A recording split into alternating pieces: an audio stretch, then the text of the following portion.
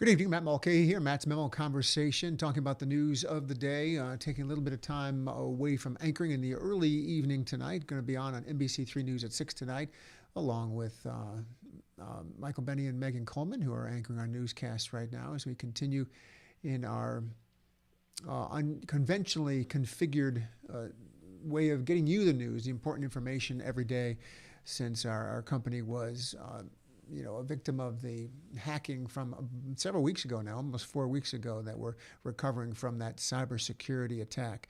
I want to thank you for joining us and looking forward to any comments you might have about these news stories. You can watch on Twitter right now. You can watch on Facebook. You can watch on YouTube, and multiple opportunities for you to engage in this social media experience that's going on as we speak. The big stories that we're talking about today, the vaccination phase that we're in right now is certainly involving children in our area, and we're trying to get to the essence of the question about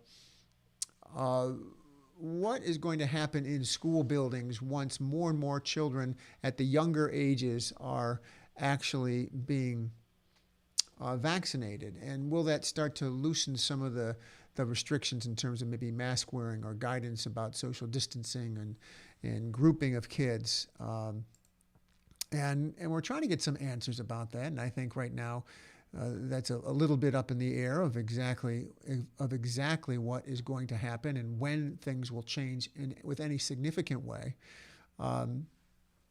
But what we do know right now is that we're talking to various school districts about what their plans are, and health directors and doctors who are right in the middle of this. And Dr. Yana Shaw, who's up at Upstate, she's a pediatric epidemiologist, talked to our Connor White, our reporter today, and said she really does see that the vaccine can be a way for kids to be able to go back to school without mask wearing, without the other restrictions, and still be safe. That's still the upfront piece to it all, that they want children to be safe in school. They want to limit the spread of COVID. And in addition to protecting children, that also is a way of protecting the greater community as well. So we're still looking into that and seeing how parents are going to respond to this opportunity now for children to be vaccinated at those younger ages from 5 to 11. They already were allowed to be vaccinated in the ages of 12 to 18, so more of a later middle school into high school age. Will there be a vaccine mandate come next year? Well, it seems like at some point that could be true, whether it's next year or down the road.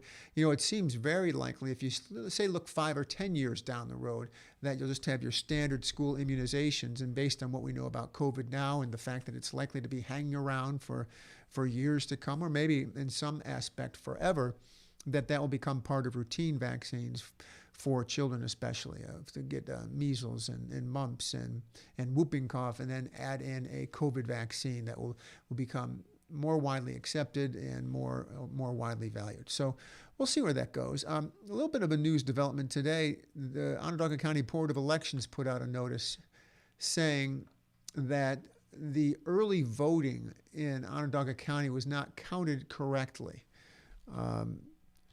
And that was due to essentially a human error, which is, I guess, a kind way of saying somebody made a mistake along the way. This was the announcement that came from, let's see if I can call it up here for you. 1 second. We'll see if we can. I'm losing my page of where I can change that. Let's see if we can. Okay, there we go. And early voting. Okay, there it is now. We'll bring it up for you here. This was the statement that they put out earlier today. Onondaga County said that they found a discrepancy of about 802 votes not being reported in the unofficial election returns on election night. That was from early voting. So not absentees that are counted after the fact, or not the votes counted on that night, but from people who went out in about the 10-day period prior to election day and voted. They were not reported accurately due to human error and missteps taken by poll workers at 2 early voting sites. So they're going to rescan all the early voting ballots to make sure that they are counted correctly. This will happen on this Friday.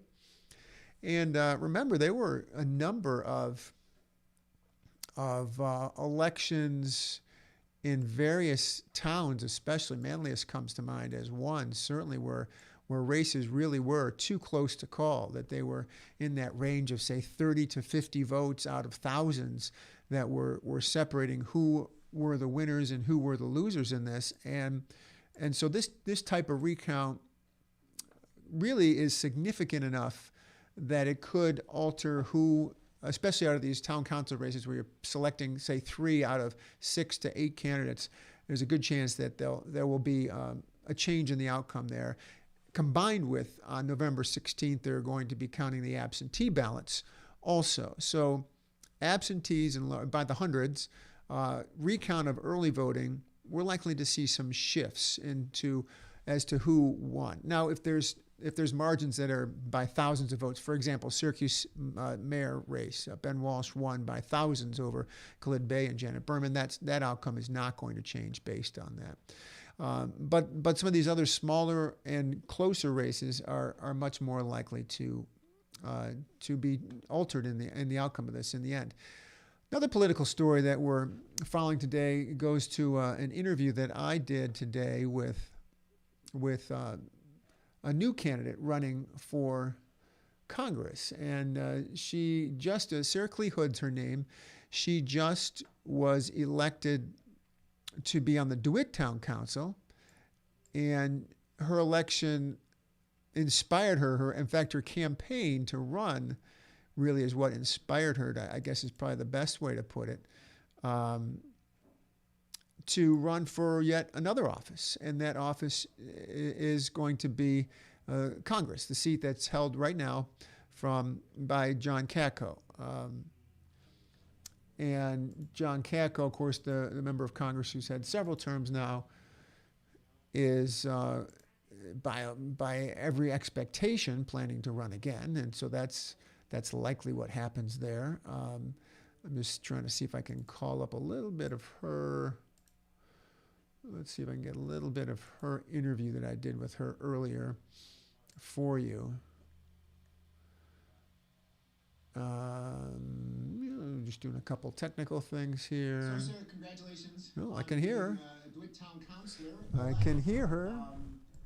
What was it about that campaign that's already had you shifting gears and thinking towards the next year? Sure. So I think we need to back up. When I was interested to run for the town of DeWitt, it was more an extension of my public service. Being a military officer geared me towards identifying issues within the community and the local area and how we can make it better. I joined. Okay, that's you heard a little bit of that interview. Now let's see if we can do one step better here. And so, Sarah, congratulations on being a DeWitt Town Councilor elect. What was it about that campaign that's already had you shifting gears and thinking towards the next year? Sure. So I think we need to back up. When I was interested to run for the town of DeWitt, it was more an extension of my public service.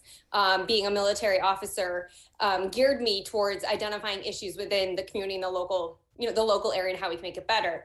I joined the town board with the same ideas and the same thought process. It was actually when I was out on the campaign trail and listening to all of the community members. It almost was like a repeat story. Well, what I'm hearing on the news isn't necessarily going to make my everyday life better. For example, my kiddos, my street being an example, we don't have sidewalks. So my child can't even go to our neighbor's house unattended. So we're restricting that sense of independence and children. And then it spirals. You've got physical activity and, ability to connect to community. But it was really those everyday conversations that I realized we were missing something. And the sidewalks happened to be the part that spurred it. So here I am. I guess we would credit the Town of DeWitt campaign trail that is the igniting force behind this. So was the sidewalk issue actually the single issue that motivated you to run for town council in the first place? It was absolutely one of the primary issues. I live on a thoroughfare street, and like I said, my kiddos can't go anywhere. The neighborhood is essentially isolated because kids can't transverse across the street. And there were other issues that I think our town's doing a fantastic job on. I think that they might. That's Sarah Clee Hood. She's running for Congress. She's one of 3 Democratic candidates. I'm going to scoot ahead a little bit in that interview to get to some more of the issue-oriented conversation that we had. Well, we'll play a little bit more right Hood, here. and that's what I'm trying to do. I'm trying to represent the community here at Central New York. We're a unique band of folks. So to try and pull apart different pieces of other congressional folks that are serving, I might be slighting myself and my character for all of the skills that I may have as well. If you were Representative Sarah Hood right now, how would you have voted on the infrastructure bill in the House of Representatives? I absolutely would have supported it. Why? I think at the end of the day, what I've learned on the campaign trail is folks are needing those support mechanisms. They're not necessarily in place right now. And I think that we need to be looking at ways to make people's lives and quality of life greater. I'm not sure if we're doing the best that we can be doing right now for the folks that are on the ground living the daily lives that they are. Do you think it would have been worthwhile to continue to negotiate and trying to get something more and attached in one giant package, or was it better to pass something and get that part done than keep fighting for more? I think as everybody watched that play on the national stage, we realized that it's a much more complex problem than what the bill is able to directly affect. But I'm a working mother. I think that there's absolutely room that we could provide some further support for young families, particularly when it comes to the newborn stages and the early life cycles that we're experiencing. What would you say about the job that John Katko has done so far?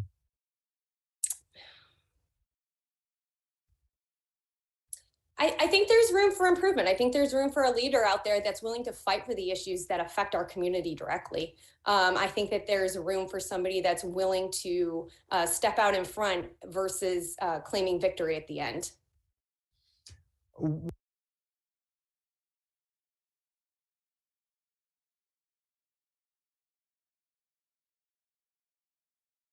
And that is Sarah Hood running for Congress in what is now John Katko's district. Interestingly, redistricting is still set to take place in the coming months, so it's not clear what the shape of the districts are going to be when it gets to be. What's your opinion about what the future next year?